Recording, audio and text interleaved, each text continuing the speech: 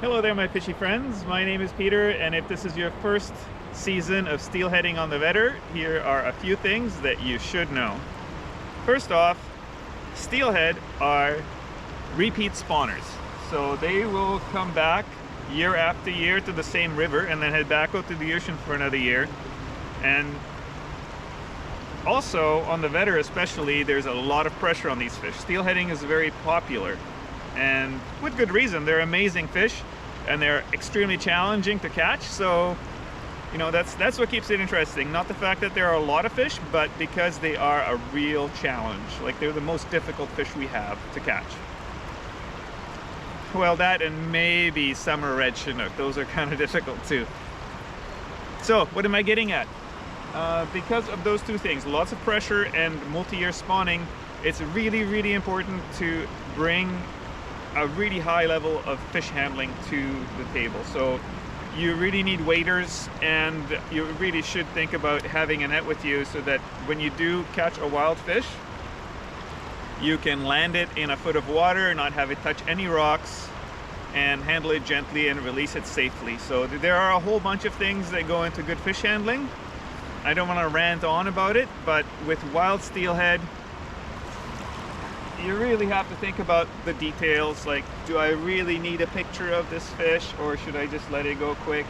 You know, do what's right for the fish, and that is the only way we are going to keep this fishery sustainable, because there are a lot of people that fish on this river, and most of these steelhead get caught at least once, some of them multiple times. So yeah, really treat them gently. It's not like a salmon where it's going to be dead in 2 or 3 weeks anyway. The other thing you really need to know, and that is considerably different from salmon fishing, is river etiquette. When you are steelhead fishing, it's important that you don't low-hole people. So what's low-holing? Well, low-holing is when you start fishing downstream from someone. When people are steelheading, usually the way it works is you stay in one spot for maybe 5 or 10 minutes, make a few casts, and then you move downstream a little bit, and move down, and you kind of work your way down the river. And so if you start immediately downstream from somebody, really what you're doing is you're kind of butting in line. You're fishing their water before they have a chance to fish it. And this isn't like a rule or a regulation, but it's etiquette. It's kind of like if you were to just randomly butt into line at the grocery store, people aren't gonna love you for it. So yeah, those are the two important things, really. That's about everything you really need to know. Now let's get into a few of the little details that you maybe should know.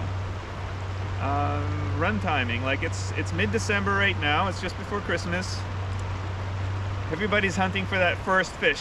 I might have had one on this morning, but then again, it could have been a coho, who knows. I lost it, and that was stupid of me. I'd been fishing the same leader for like 4 days and I didn't check it, and that fish snapped me off pretty quick too. So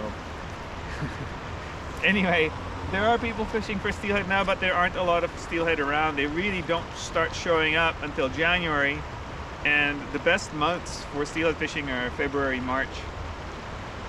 So as far as expectations, I'll tell you my experience. Like, I've been at it for 5 years now that I've been steelhead fishing. I've been salmon fishing for more like 10. I got into steelhead fishing about 5 years ago.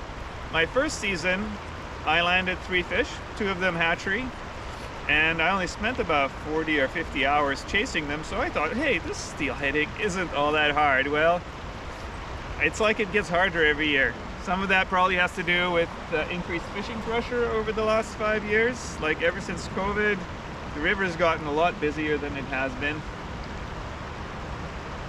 But a lot of it's just luck, right?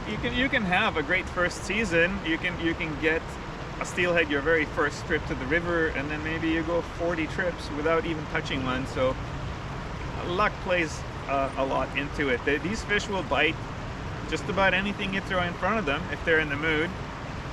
And sometimes you go like 20 trips without a bite, and then I've landed 2 fish in 2 consecutive casts. Like, there's no rhyme or reason to it.